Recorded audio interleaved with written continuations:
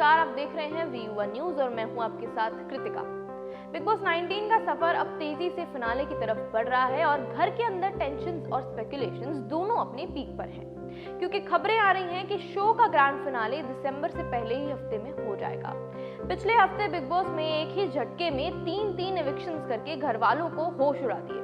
मृदुल तिवारी, अभिषेक बजाज और नीरम गिरी को घर से बाहर निकाल दिया, जिसके बाद अब सिर्फ 8 कंटेस्टेंट्स बचे हैं और ये ऑलमोस्ट कंफर्म माना जा रहा है कि अगले हफ्ते तक फिर से 3 लोग बाहर जाएंगे, जिससे शो को उनके टॉप 5 फाइनलिस्ट मिल जाएंगे। इस सब के बीच 15 और 16 नवंबर के वीकेंड के वार के एपिसोड्स टोटली ही धमाकेदार रहे, क्योंकि स्टेज पर आते ही रोहित शेट्टी ने घर वालों को एक एक करके मिरर दिखाना शुरू किया।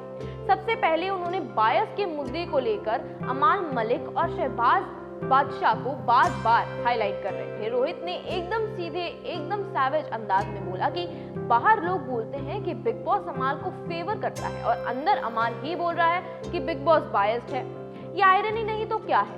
उन्होंने गौरव को भी पॉइंट आउट किया, जिसने घर के अंदर ये कंप्लेन करी थी कि हमारे ग्रुप के लोगों को निकाला जा रहा है, लेकिन रोहित ने उस लॉजिक को 1 मिनट में तोड़ दिया, बोलते हुए कि अगर मेकर्स को बायस होना होता तो ये सब पहले ही कंटेस्टेंट्स निकाले जाते, फैन बेस सबसे बड़ा होता ताकि उनको बैकलैश ना मिले। फिर शहबाज से सवाल करते हुए उन्होंने पूछा, तुम्हारी और मृदुल की फॉलोइंग में कौन बड़ा था?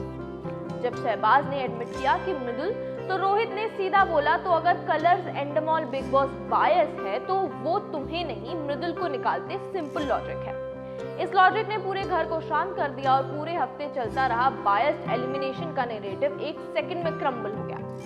16 नवंबर वाले एपिसोड में रोहित और स्ट्रिक्ट हो गए और अमाल को उन्होंने स्पेसिफिकली बोला कि हर बार जब तुम्हारी मर्जी की बात नहीं होती तुम शो को अनफेयर बोल देते हो और अगर घर छोड़ने की धमकी देते हो।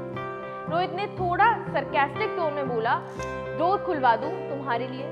साथ ही उन्होंने गौरव की भी मैच्योरिटी को काम गेम प्ले की तरफ की बात की, बोलते हुए कि कभी कभी वो विक्टिम कार्ड नहीं खेलता, चाहे कितना भी चांसेस आए।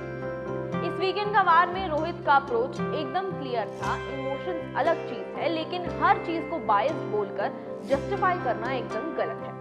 ये दोनों एपिसोड इस सीजन के स्ट्रॉन्गेस्ट एपिसोड में से एक बन गए, क्योंकि उन्होंने ना सिर्फ घर वालों को दिमाग को कंफ्यूजन में साफ किया, बल्कि ऑडियंस को भी क्लैरिटी दी कि खेल सच में कैसे और किस लॉजिक पर चल रहा है।